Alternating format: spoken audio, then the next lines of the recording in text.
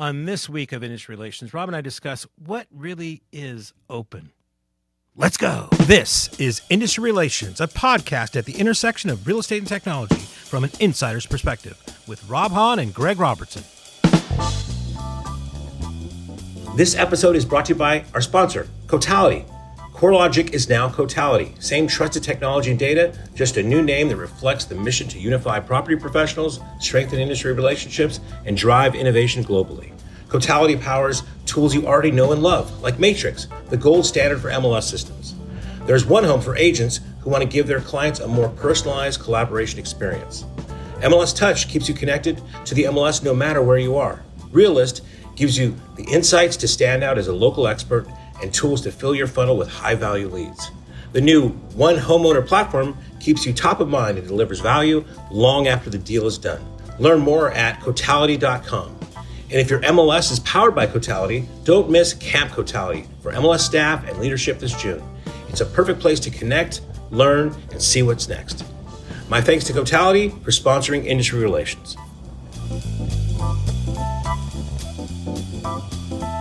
Hello everyone and welcome to another episode of Industry Relations with Rob and Greg. This is your host, the notorious Rob, and as always, my amazing and fabulous co-host, the fabulous Greg Robertson. You seem real low energy. Hello, Rob. What's up? Oh man, it's just on the road. I'm so fucking tired. Yeah. Where were you this time? Oh, last night I was up in Sacramento. Okay. With some good friends and stuff, but it was 3 weeks in a row, and this was only a one-night trip, so that was kind of cool. So I'm looking forward not to being on a plane anytime soon here until, I guess, really mid-year, I think. Yeah. Think about this. You had retirement. Dude, you exited, you had retirement, you could have enjoyed life, and instead you decided... I don't know what the hell I'm doing to myself here. It's like road warrior time again. Damn. Stupid. It's like so stupid. I'm addicted to the game, baby. Obviously, you can't get out. Just when you think you're out. They drag me back in. Goddamn Tuesday, man. Jesus Christ. Yeah. Oh, man. But that's going well, then. Yeah. Okay, I mean, it's just, the fucking mountain, man. It's just, I've climbed this mountain twice already in my career. Yeah. And to go maybe 3 times, now to go for a 4th, it's just, oh, God. It's going to fucking kill me, man. I'm telling you, man, leave the real estate life and, let's go build that dating app. Oh, God, yeah. Great idea, too. Yeah. Anyway, all right. So, in our copious pre-production planning and preparation. I missed you at the pre-planning meeting, the 3-hour-long one that we do. Yeah. Yeah, with all of our scripted, I thought we should discuss this ancillary issue that's popped up because it goes way beyond, just like the current, controversy that we've been on for like 3 months now, right? And it got to be sort of just like a curiosity for me. So and then more and more I'm digging into it. It's like, it's really hard to nail it down. So I thought I would start by asking you, right? So I've been literally asking everyone on social, that I can. And I put up a tweet, you saw it, right? So how do you define open and transparent market or just open market? Open market. Because, so let's set this up. The controversy here is obviously people, kind of, they're slamming the private listing networks, the Compass, like, et cetera. These are not open markets. They're closed, right? And Zillow's gone so far, it's like, we're going to ban, your listings, et cetera. Okay, cool. So what's the opposite of that? What's an open market? And you know what? It's surprisingly difficult to find a definition for it. It's like people just kind of use the words yeah. and then assume that you kind of know what they mean. And I'm like, I don't know what that means, right? What's an open market? So I'll start. How would you define open market? That, open and free marketplace where... Free like unpaid? Free like what? Yeah, I guess free might as not be the right word. It's just a marketplace where you can... It's very transparent. That is... is. Yeah, I mean, no, it's a difficult thing to kind of answer. I'm gonna try to Okay. simplify this by removing the real estate bias. Right. You're into old VW Right. buses. What's an open market for a VW bus, a classic VW bus? How would you define it for that? Right. Okay. So, you want to be able to see, to see the vehicles. You want to be able to inspect the vehicles. As much background as you can get on them, like service records, ownership papers, and things like that. You would hope that the person that you're transacting with is being transparent about any problems or difficulties. Every year and model has its own little quirks. Like if you're going to get a 1967 Bug, that's the last year of that kind of style, and that's a 1 year thing. So, and you could go back in time on every single one. Like the 1962 version is known for having these floor plate problems or floor plan problems. Yeah. I mean, so there's things like that. Yeah, I mean, and what else? Yeah, I mean, there could be some bad actors of like, in this community, like there's with the buses, it's like the number of windows. It's an 11 window bus or a 15 window bus or a 23 window bus, and sometimes they take a 15 window and they convert it to a 23 window by cutting and a good person with a good eye could kind of identify that, but it'd be great if if that person would say up front, yeah, this has been converted. Right? So is there an open marketplace for VW buses? Because I don't know anything about that world, right? Yeah, I mean, I guess it's local, right? So it's hard to say, in Southern California there's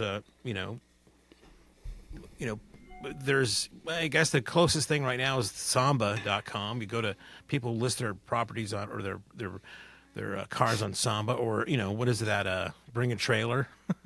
You see some of those things there, right? Okay. Yeah.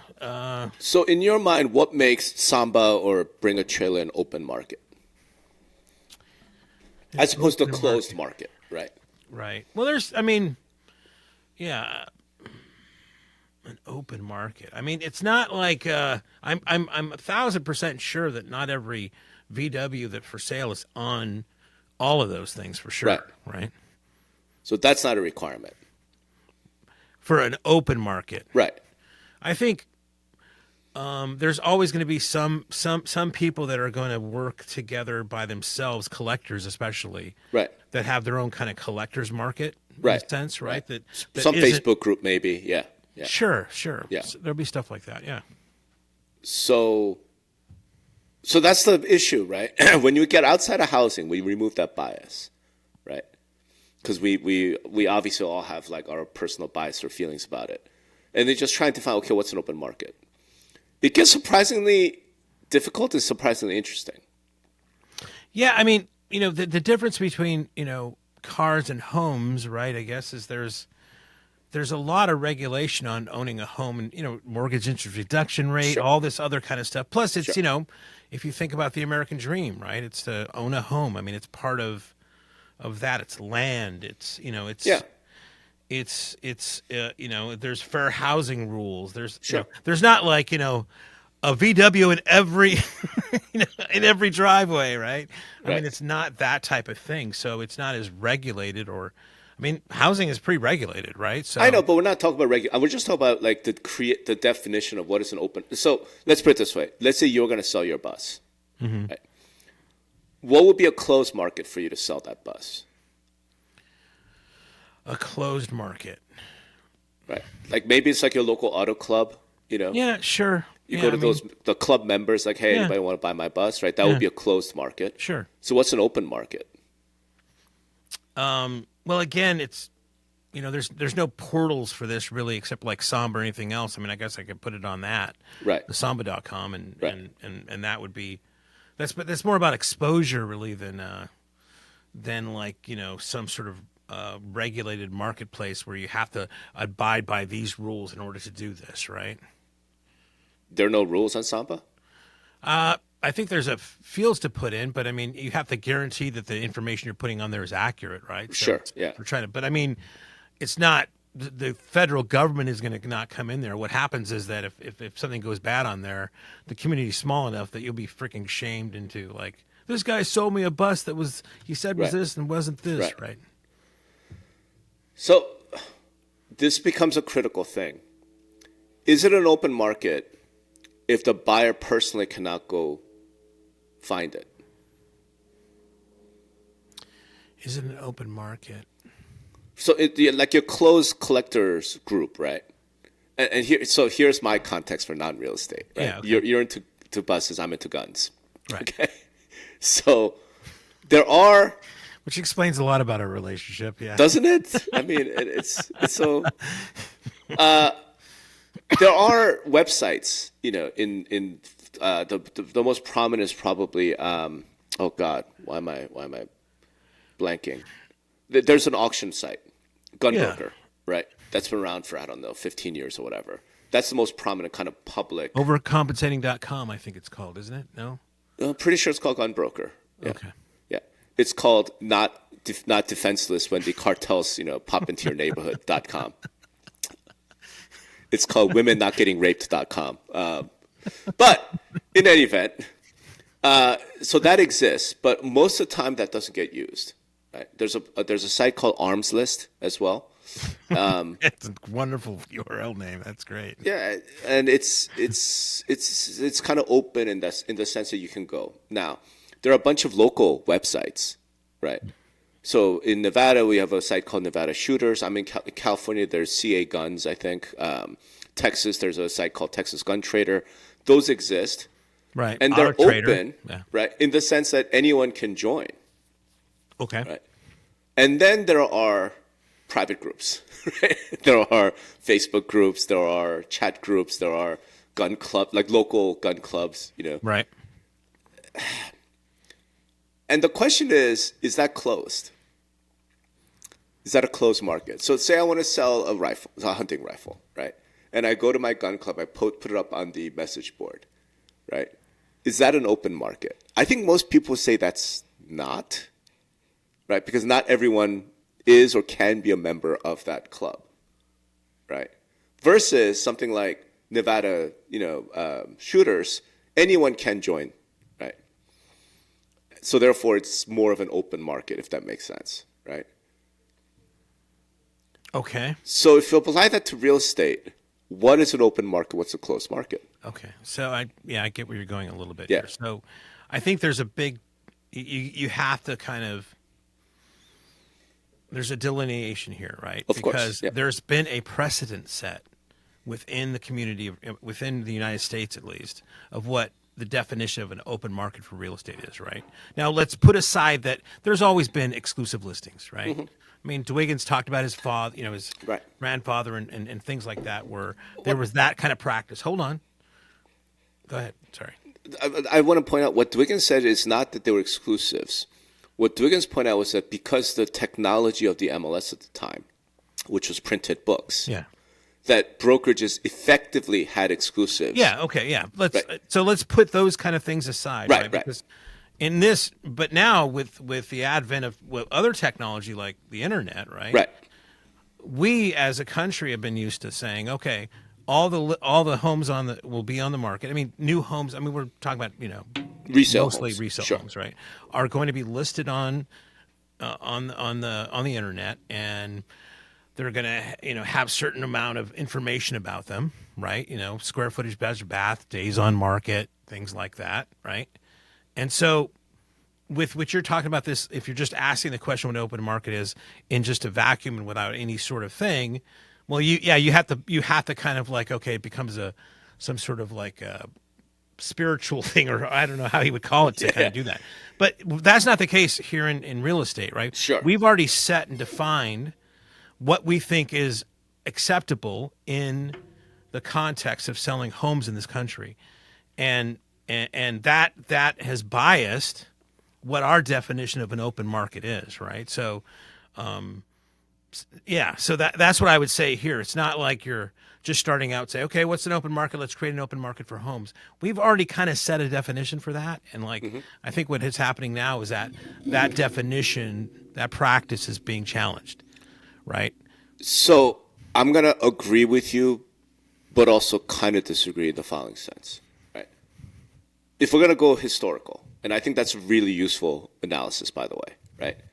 Then actually what we have to start with is pre-internet. What it meant at the time, so for most of our history as a country, right, was open market meant MLS. Open market meant I call an agent, I call a broker, right? And the broker lists my home in the MLS.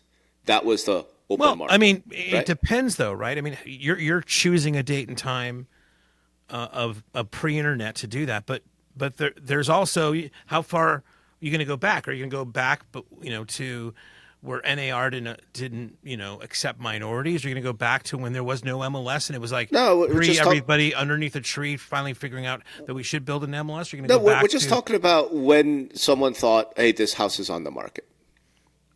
Yeah, but that could go back to the Pilgrims or some shit. Fine. We could go back to Pilgrims. Okay. And so what did it mean for the Pilgrims for a house to be on the market? Right. Okay. Given the technology at the time, I assume it meant you told your neighbors, I'm just selling my house. I built this and I'm leaving. Or, maybe me crazy. Yeah. Maybe there were like these early proto, real estate agents, people who like knew a lot of people, so the farmer would go to that guy. Hire the town squire. Yeah, or whatever. Right. Yeah. You got a two bedroom, 3 Yeah. bed. Yeah. That's we don't need to get over it. I'm just saying, in other words, when was a house for sale versus not for sale? Right. So if we could just go back to modern real estate, right?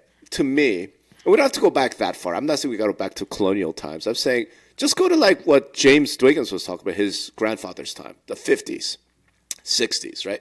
That's modern world. We had automobiles and telephones and whatever, right? Yeah. We just didn't have the internet. We didn't have some of that. Okay. But all these issues we're dealing with now, Rob, have to do with that medium, though. They have to do with the internet. That's my point. Okay. Right. So all I'm saying is back when, sort of the industry was being established and formalized, being on the market meant being in the MLS. Right. Being exclusive meant it's not in the MLS. You just call. Well, I mean, it wasn't really. I mean, being on the MLS. No. Again, these issues we're dealing with now are the fact that they're on the internet because they were on books. Yeah. Hold on, yeah. Because they were in books doesn't. Correct. I don't think necessarily. It's not an apples to apples comparison. So I'm agreeing, and that's kind of where I'm going with this. So all I'm pointing out is prior to the internet, open market meant MLS. It's in the MLS book. Right. Okay. Yeah. Sure. Yeah. Okay. Yeah. I mean, there was no internet, so that's correct. The thing you had to base it on. After the internet, in the early phases, we still did not think internet meant open market. No, because before IDX and everything else, you had Home Seekers had CityNet, and there was all these little things. Yahoo had, I think a real estate section on there. Right. And even before then, brokers and agents were popping up their own websites. Right, just pre-IDX, right? Yep. And they're like, hey, this new thing, I'm going to put my listing on this website. Yeah. And you know what? I'm going to take the MLS book, right? And then type in some, shit like that was happening. Yeah. Which is why IDX came about. So, but what I mean to say is, say in I don't know, 1997. Well, IDX kind of came about really because MLSs weren't allowing particular brokers with a particular type of business models to really join or participate. Yeah, well, I mean that was the whole e-realty thing, right? Is that but that's sued, and that's where IDX came out of, was those types of lawsuits or those types of things, right? No, that's not what I remember. What I remember is IDX came about because Realtor.com became a real thing, right? So at the very very beginning was Home Store. It was even before Home Store. Whatever. Saul Klein was heavily involved in all of this. Well, Saul Klein has been, right? Yeah. Right? Saul Klein's been, he was there. Yeah, he was there when came down the book was created. He But came down from the mountain with the first original, listing form, right? all I'm pointing out is because I was there in like 2004, like in the very, very early days at Realogy, right? And the internet was not popular. It was like this very niche thing then still, right? So even though we had the internet, on the market did not mean on the internet. On the market meant in the MLS, okay? So all I'm pointing out is somehow in the intervening, years, the meaning of on the market has changed. That's kind of where I'm at. And I want to see if you kind of feel the same way. And I think you do. So again, back when I was still working at Sendent, it was called then, not even Realogy, not anywhere, right? It was called Sendent, right? The idea was, okay, we're going to have these internet websites because this is like a niche product that's going to appeal to some, new group of users. But that's really not the open market. The open market is in the MLS. And then, by the way, we had a humongous newspaper print advertising budget. Yep. Right? Because that was still like a thing where buyers went to find out, right, what was for sale. Very few. I mean, this we're talking about like AOL dial-up times. Yeah. Right? Well, I mean, think about the Homes and Land magazines. Yeah, exactly. Outside of, exactly. supermarkets and shit. Exactly. But I think what I'm saying is even then, if you were to take a listing and just put it in the newspaper, that is not open market. That was not considered open market. If you took a listing and put it in Homes and Land magazine or, one of these like print publications, that wasn't open market. Open market meant you took a listing and it was in the MLS. Okay. Right? And then internet comes along. And then, all that we know, Zillow, Trulia, right, blah, blah, blah. And the internet itself just completely takes over consumers. Okay. Right? Let me go back a little bit, right? Yeah. So when you talk about open market and whatever else, right? So there's also a subcomponent here of like when you put a listing on the on the MLS, right? That means that other brokers could see it. That's right. The whole concept was you help me, I'll help you sell your listings, and you help me sell my listings. And then the old construct was, and we'll both get paid, right? So that cooperation and compensation, right? So, but it was always a construct of like, we're going to be this cooperation, right? We're going to cooperate with each other to help each other sell our houses. Sure. And because we're going to follow these sets of rules by putting it on the MLS, which is going to manage these sets of rules, right? So there's, when you say open market, I mean, I think on the consumer side, there is that. But there's always been this construct of the MLS of brokers cooperating with each other. Right? Of course. That is part of that. Okay. Yeah. And I've been writing this for my entire career in real estate. One of the things because when I really came into the industry, it was post-internet, right? One of the things I would talk about all the time was the MLS back in the 60s, let's say, 70s, right, was in fact the most cost-effective way of marketing or advertising a home, right? Because newspaper ads would cost like $300-400 like per, whatever square, right? And back then, consumers had no real efficient, effective way to access inventory. Yeah, right? unless their agent would float them a book, right? Yeah. But even then, like, who the hell is going to sit there and read through an MLS book? Do you know what I mean? If I'm looking for a house and I got that, I would. But no, I think. But again, if you go back to other markets as well, right? Think about stockbrokers, right? There was no real effective way for consumer to go trade stock. Right. The notion of day trader didn't exist. Right. Just because of technology, right? This isn't some conspiracy. This isn't some weird shit. This is just the technology at the time. For consumer, the easiest thing was to go to your local brokerage office and say, hey, what's for sale? Right. And the broker would be like, please have a seat. Let me bring out the book, right? And then talk to you about what you're looking for. And because I'm an expert, I kind of know, okay, let's flip to the 3-bedroom section of the whatever. You know, like, that's just the technology of the time, right? Which then meant the MLS was the most cost-effective and efficient way of advertising and marketing a home, right, in front of as wide a market as possible, right? Back then, internet comes along, right, and that all changes, and that changed not just for real estate. Like I said, there was a time if you wanted to buy a plane ticket, you had to call the travel agent, right? Yeah, because there was no effective technological. There just wasn't, and then internet comes along. All of a sudden, you could do it yourself. You can now do day trading, right? And in real estate, that places the portals, starting with Realtor.com, right? And then obviously eventually Zillow, Trulia, and then Zillow won that portal war, right? Right. So what occurs to me now is like, am I crazy for thinking what people mean by open market today is kind of what you started with? It means that it's on the internet. But it's not merely that it's on the internet. What they mean is it's on Zillow. Am I crazy for thinking that? Well, I mean, yeah, I mean, Zillow is the gold standard for, listings on the internet, right? I mean, why? Because they've really successfully executed their vision. And which led to what? For people to visit that site way more than any other site out there, right? So they won that competition. Because they have the traffic, right? Because the eyeballs. Yeah. Okay. They successfully executed via the Zestimate and some other things there to make that happen, yeah. Totally. So what I'm trying to get to is just that simple definition. In 2025, right, what does it mean to be open market, right? Because in 1965, it meant MLS, okay? In 1995, it meant MLS because the internet was, in fact, it wasn't even really out. The Netscape was 1998, right? Yeah. Even in 2005, I would argue, it didn't mean internet.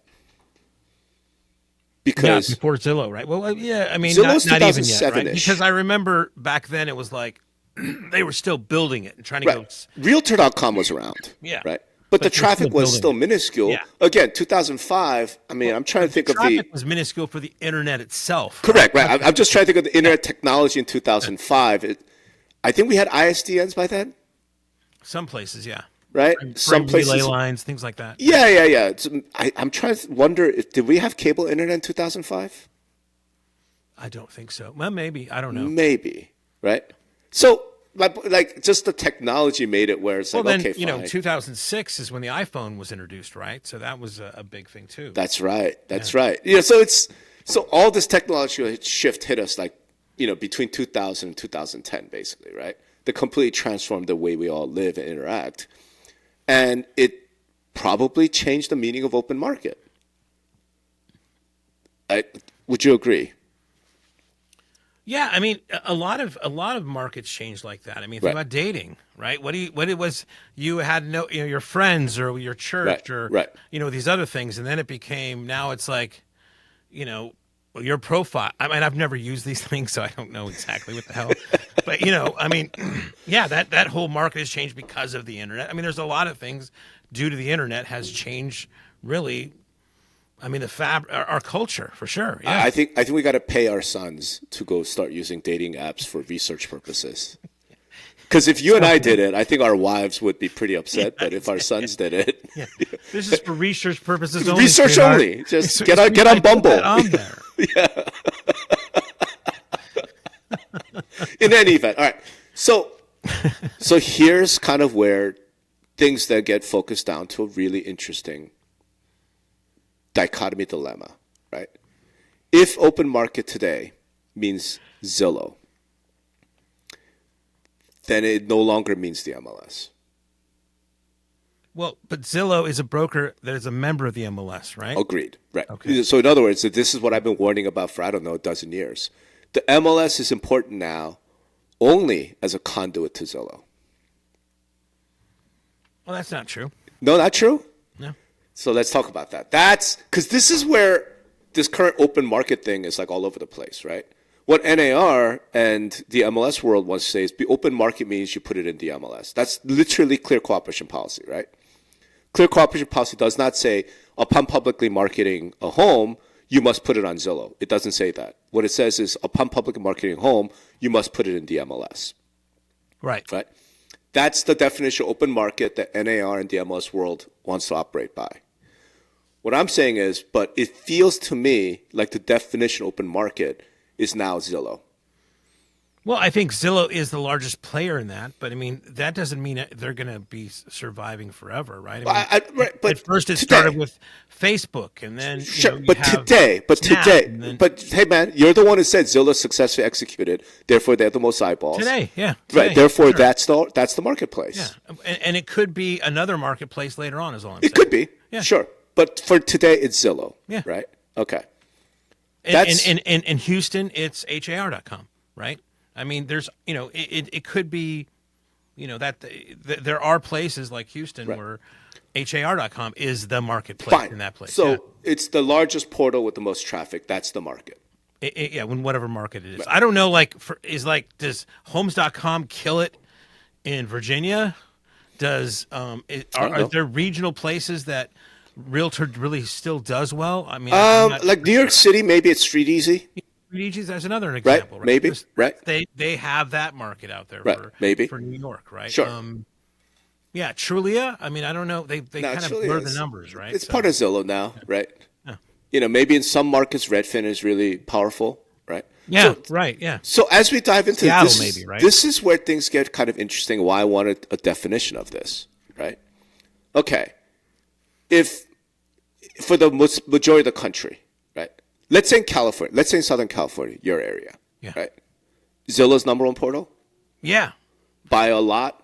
Well, I mean, you see the charts that Del Preti puts out, right? I Right. mean, it's like Right. there's not even a close. So here's the thing: in Southern California, right now, the argument, the zeitgeist seems to be saying, if you have it in the MLS, but it's not on Zillow, that is not open market. That is correct, because that is the way nowadays Right, that right. consumers ingest That's right. listing information. That's right. So here's the question: if the listing is on Zillow but not in the MLS, is that open market? If the listing is on Zillow but not the MLS, is it Right. an open market? Because the converse, we've agreed, is not open market. If it's in the MLS but it's not in Zillow, not open market.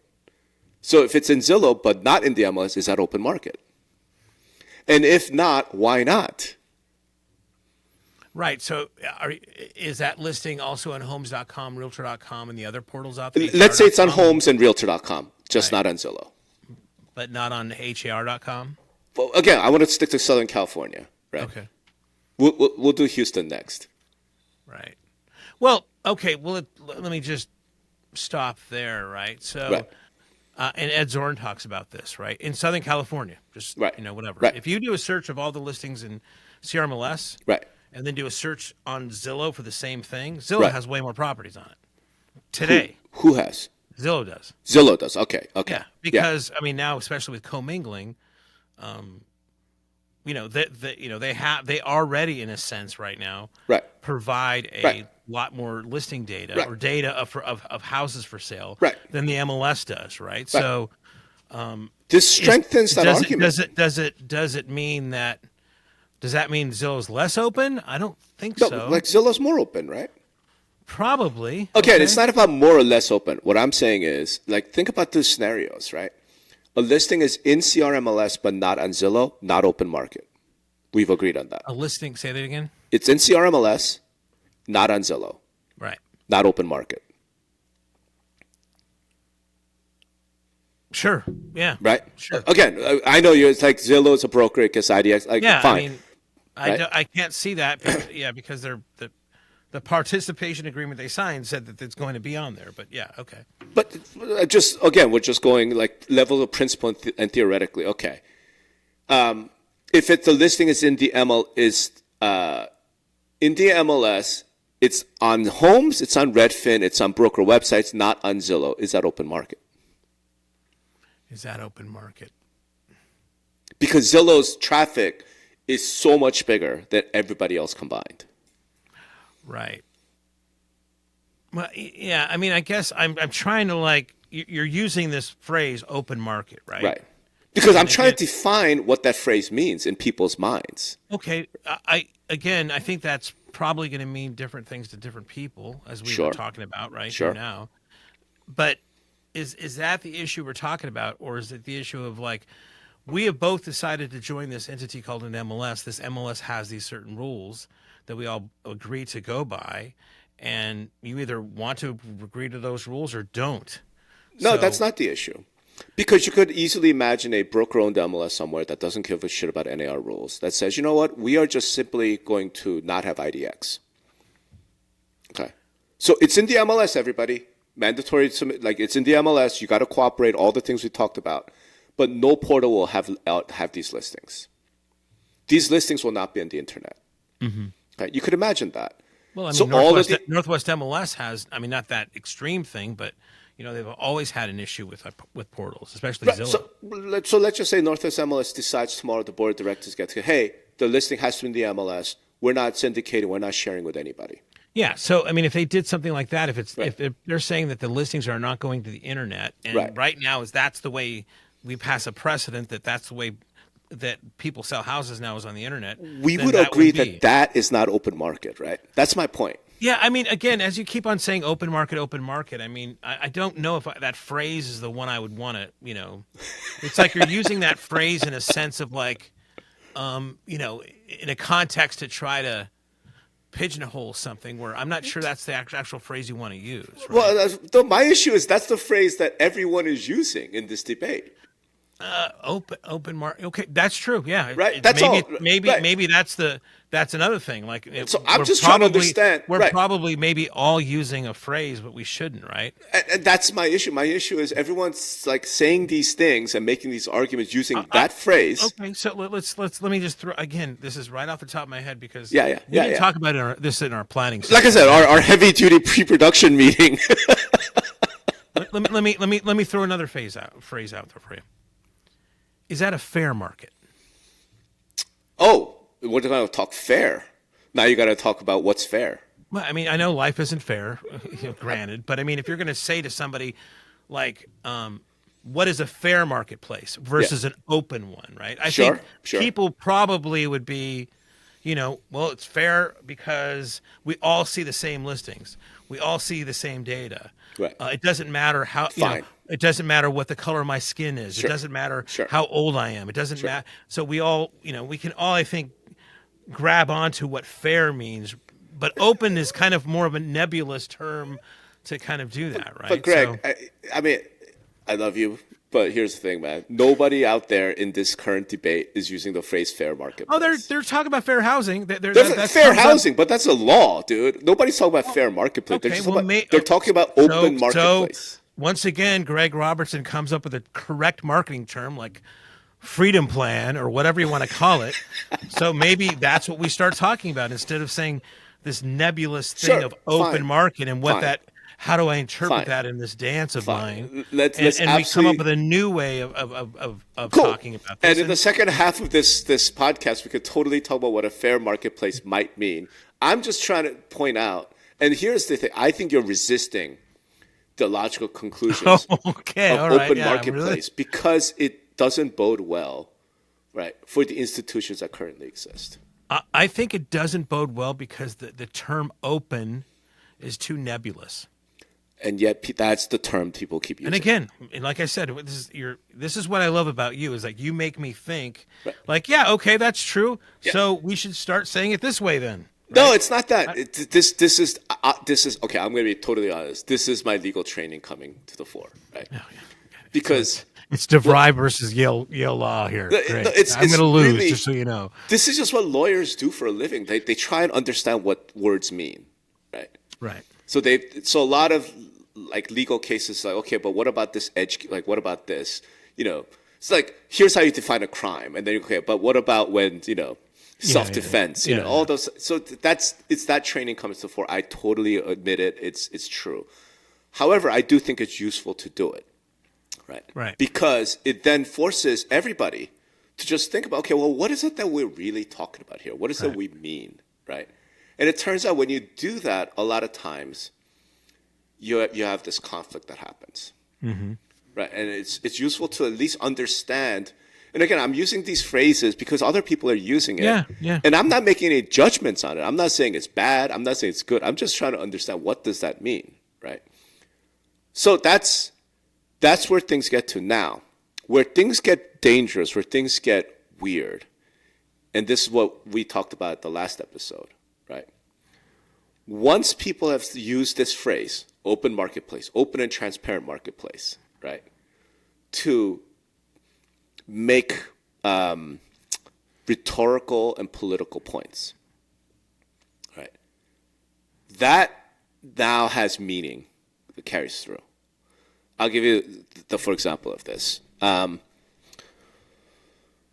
Glenn Sanford just wrote a post on LinkedIn. It's really, really well written. Glenn's a really smart guy. Talked about Metcalfe's law, the value of networks, and how the real estate marketplace was created as this network and it's most efficient, right? And clearly what he means by it, one of the things, although I don't think he uses the name, is Zillow, right? The MLSs feed Zillow. Zillow has the most traffic. That's the most efficient way of buying and selling, of advertising homes, right? So he's saying anything that breaks that efficiency is inefficient, it's wrong, it's bad, don't do it. All right? I'm like, okay. Once you have internalized, right, maybe you don't articulate it the way I'm trying to get everyone to articulate it, but once you're trying to think, open market means it's in the MLS, therefore it goes to Zillow. Once you've done that and said anything short of that, anything not short of that is breaching your duty to the seller and potentially violating fair housing, because that's the moral arguments I've heard, right? What I think about is, okay, you have now given an enormous amount of power to that portal. Oh, yeah. Big Daddy Energy. We talked about it. Right. Yeah. So what happens when the portal says, okay, that's awesome. Hey, listing agents, going forward, there's a 25% referral fee. Well, I think it's 40 now, right? So that would that's the probably celebration in the streets from agents. That's they the lower buyer it. Agents, right? I'm saying going forward, listing agents, you're going to pay a 25% referral because we, the portal, have found this buyer for you. Okay, but again, so hold on. The reason Zillow is in the position they have is because they've executed correctly. That's right. Okay. That's now, right. If they pulled something like that, I would put that as a fail, and they probably. Well, I mean, because agents are going to rebel and they're going to put their listing somewhere else where they have a better deal. And then breach fiduciary duty doing that. Well, I mean, again, anybody, any other portal or other business will look at that and take advantage of that type of thing and try to do it. That's what's happening now, right? Everybody's having their own plans to do this. I know, but dude, we have literally just spent like 20 minutes defining, look, today, Zillow has the most traffic. As the way they run their business now, yes. As of today. As long as Zillow, that could change. As long as Zillow has the most traffic, it is now a listing agent's fiduciary duty to the seller and potentially violation of fair housing not to have that listing on Zillow. I would just say that this doesn't operate in a bubble. I would say if they made a change like that, right, there'd be another business that could pop up. But they're not going to have the traffic. Well, again, but it's just like AI right now. Like Google, which we all go to, have been going. Nobody could think of like 2 years ago Google ever going there. Sure. Now there's ChatGPT and Anthropic and things, and like everybody's going, well, I don't even go to Google anymore. And like that was like, how the hell could that even happen? So I mean, don't think that just because of that this is a forever thing, right? I'm not saying it's a forever thing, dude. I'm not saying it's a forever thing. What I'm saying, though, is Google and whatever, right? They don't have giant like companies and huge influential people saying, if you don't advertise on Google, you're in breach of your fiduciary duty. Right, but again, yeah. So things don't So hold on, things don't operate in a vacuum either, right? So like right now, the industry is having a big debate about what Compass is doing. If like, okay, is there room for this? Is there not room for that? If that 25% thing happened, they might have another debate and say, well, you know what? This is going a bridge too far, and that might change rules and things. Precisely. Like that. And my point is, when they do that, they now have to go back and revise what they mean by open marketplace. Yeah, but again, that phrase, and I think it is the wrong phrase. I mean, just to be like, smirky and things like, what does an open marriage mean? I think if you ask different couples, there'd be probably 12 different versions of what the woman would think an open marriage was and what the man would think an open marriage. I don't think so. I think there'd be pretty unified I don't know. agreement on what that means. I think that it would be the sweat would be in the details of that, right? I mean, Sure. Certainly. So I think if the point you're making, I agree. If the point you're making is that the industry is looking at the wrong metric to find, hold on, to define this thing, I would say, yeah, I think you're right, Rob. We've been framing this wrong. Okay, I would agree with that, right? But as far as like that, no matter what happens and what changes happen, that it's always going to be that way. I would disagree with that. That's not what I'm saying. Okay. What I'm saying is, once the industry has defined open marketplace as Zillow, okay, which it has so far, without needing to, because here's the reason why I've been asking these questions, why I wanted to record this episode, is because I'll go on LinkedIn, I'll go on Twitter, and I'll be like, hey, so what's in your mind, what do you mean when you say open marketplace, right? And I get all sorts of different answers, right? I'm like, okay, cool. And if we had this opportunity to dialogue, I would do the same thing I just did. It meant MLS, not means internet. Internet is dominated by one portal, so therefore it means Zillow. Because if you say, hey, it's in the MLS. Today it's Zillow. Today. Because here's the thing. If you say, hey, today it's in the MLS, the listings in the MLS, it's on Homes, and it's on the broker's website. So therefore it's on the internet. No one on the other side, like James Dwiggins is not going to look at that and go, oh, that's open marketplace. Do you know what I'm saying? Right. They're going to say, no, it's not on the biggest portal where all the eyeballs are. I'm like, okay, cool. That gives me an idea of what open marketplace means. With technological changes, with business model change, whatever, what the industry might find itself in is, oh shit, that open marketplace sucks. Right? We don't want to be on it. Except that once you have now made this like moral judgments that says if you're not in the open marketplace, you are breaching fiduciary duty, you're going to get sued, and you hate black people. Once you've done that, you're kind of painting yourself into a corner. That's my point, right? So fine, I promise we're going to talk about fair marketplace. Maybe what people should be doing is stop saying open marketplace, transparent marketplace. Maybe they should be following the Greg Robertson path and start saying fair marketplace, which is fine. And then we're going to need to do a 3-hour show on trying to define the word fairness and what's fair. I think it'd be easier to define fair than open, but hell no. Yeah. Way harder. Want to give it a shot? Let's give it a shot. Oh, Christ's sake. Let's give it a shot. You know, did I tell you I've been traveling a lot lately? It's breaking my fucking brain right now. But yeah, that's why I think it's important to define this, and why it's so fucking weird. Like, I love the Zillow guys. I have so much respect for them as a company, but in this case, I'm like, but you guys haven't released any rules. You have released no text. Well, Rob, I see you writing that. It's like if Zillow wants to put this out as a blog post and it doesn't naturally define what Rob Hahn thinks a policy text could look like, who cares? Just do it. Everyone should care who has to obey Zillow. Like, listen, NAR puts out policy text things, and everybody has questions about that. I mean, sure. When are you not satisfied? When is somebody be satisfied? They're just putting it out as a blog post. That's the way they want to do it. And just because it doesn't match your definition of how it should be released, Greg, I don't think it's a big deal. I had no idea you had come over to my side of the monarchist. I thought you were into democracies. I'm just saying. And the rule of law. NAR put out this fucking DMEL. Mm-hmm. And really policy like language, and this is the right. No, and they put out actual text, and it's like nobody like what does this mean? What does this mean? What does this mean? Sure. I mean, but that's the point. Zillow puts it out in whatever format they want to, and Zillow and NAR puts out in their want to. Well, they're both freaking things we can read, and right. We both have questions on both of those things. What right. does it matter what you call or the format or what it is? I don't know. What does it matter if a king says, hey, you're going to pay taxes on your income, and when a law says you're going to pay taxes on your income? What's the difference? Man, that's not a good analogy. It's a perfect analogy. No, it isn't. Yeah, it is. Because here's the thing. Kings don't have to put things into law. No, again, they don't have to have policy language. What kings do is they just say, you're going to do this. Errol Samuelson didn't come down from the freaking, Seattle mountain or Vancouver mountain and go, this is the way it is, and then walk back in the thing. He wrote, and then they wrote another, expanded it, right? So my point is, if you have no policy language, NAR puts out policy language. Oh, God. Okay. Right? They put out policy language versus versus just articulation, versus just here it is. This is what's going to happen. I read it. I read what Zillow put out. I think I understand it. I do have questions. I read the policy language of fucking NAR, and I read it. Okay, I think I understand, but I have questions.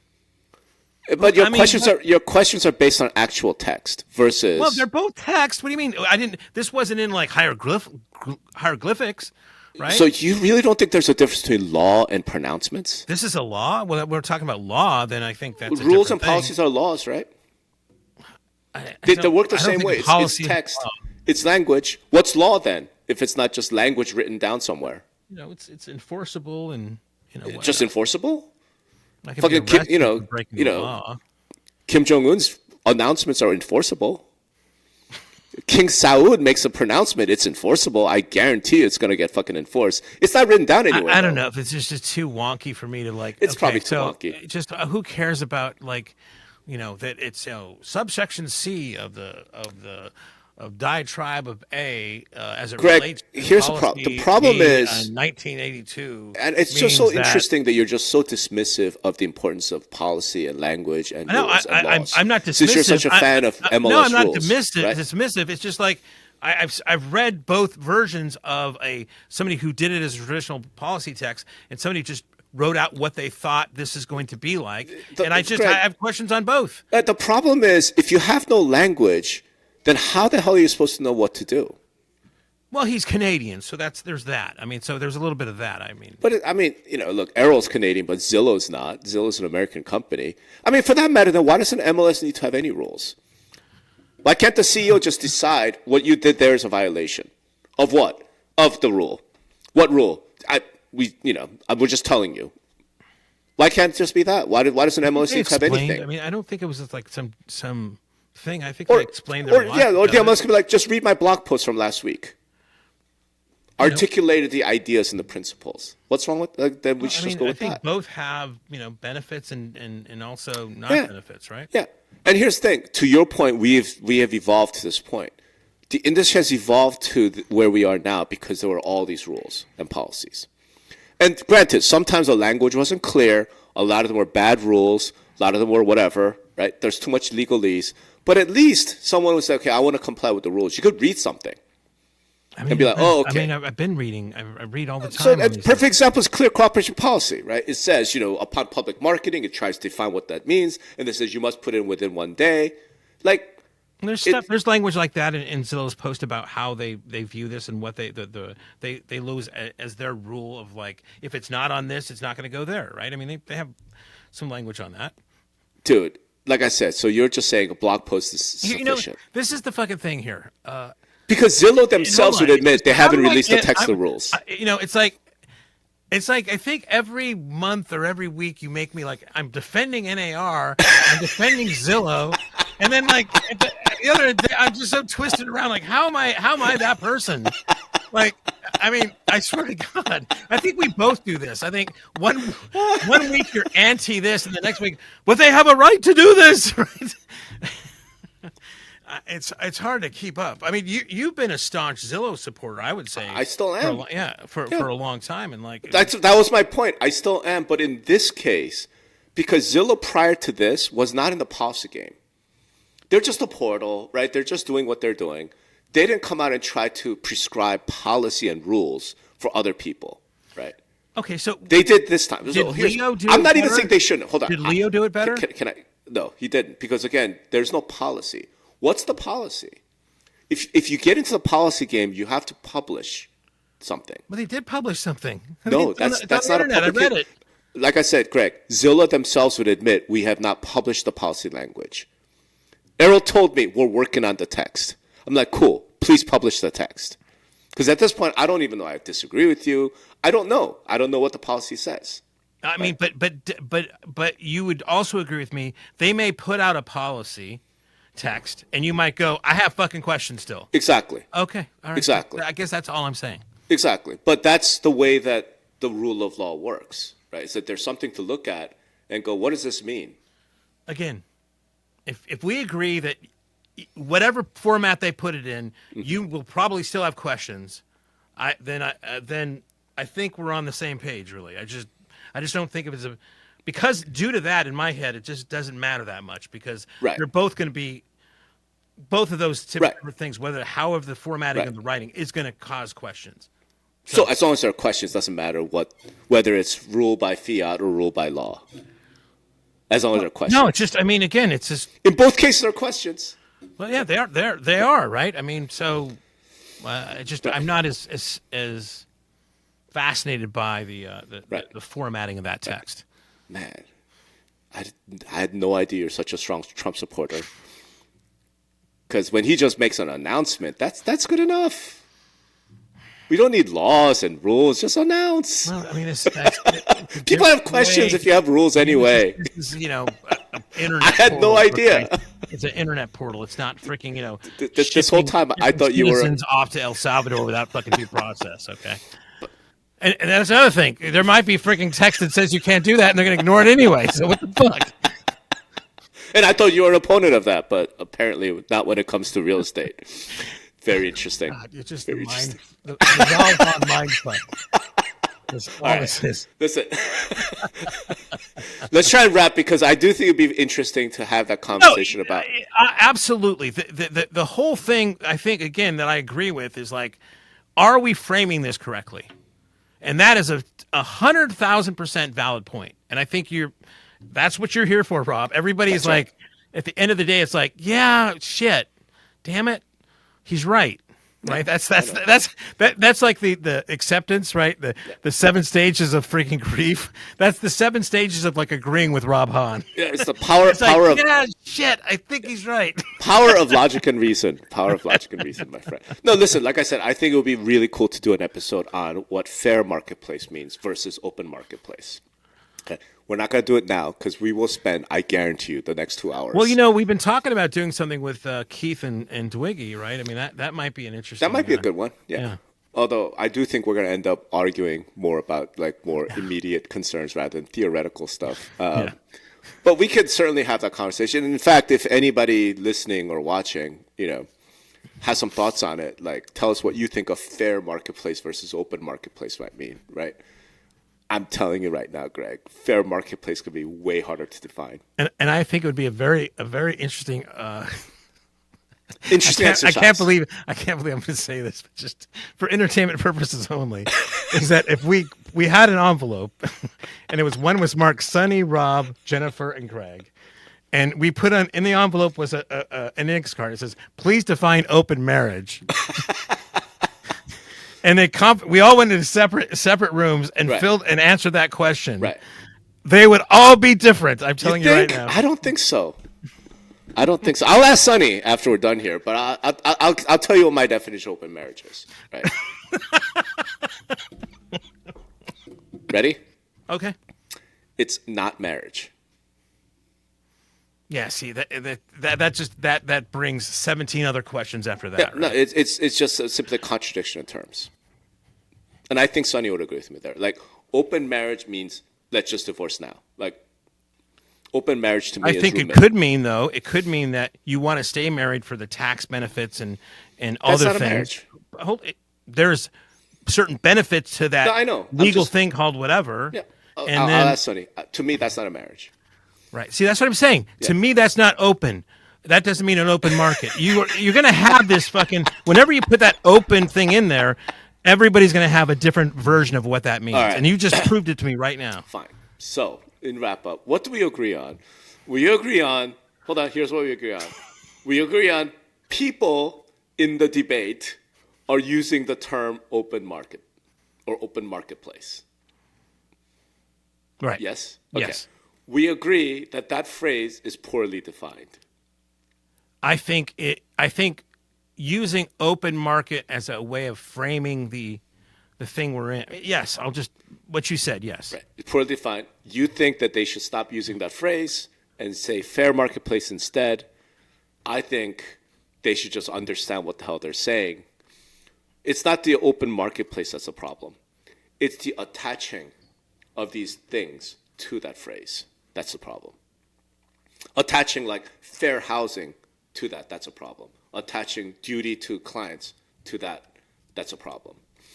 And I think people should really think about what they mean by open marketplace. Yeah, so if I'm coming up for the title of this episode, it would be, I don't think that word means what you think it means. You keep using that phrase. You keep using that phrase, but I don't think it means what you think it means. Pretty good, though, right? I mean, that's I like it. Essentially it, yeah. Yeah, I like Okay. it. All right. Well, thanks, everybody, for listening to us yammer about a completely theoretical and probably unimportant topic. But Or like, here's another title. Open listings or open marriages? I urge you not to use that title. And Jen, if you ever listen to this, I'm just kidding about the open marriage. It's just... It's a non-marriage. Open marriage is a non-marriage. Anyway, all right. So let's wrap there. If you have any thoughts, obviously, please let us know.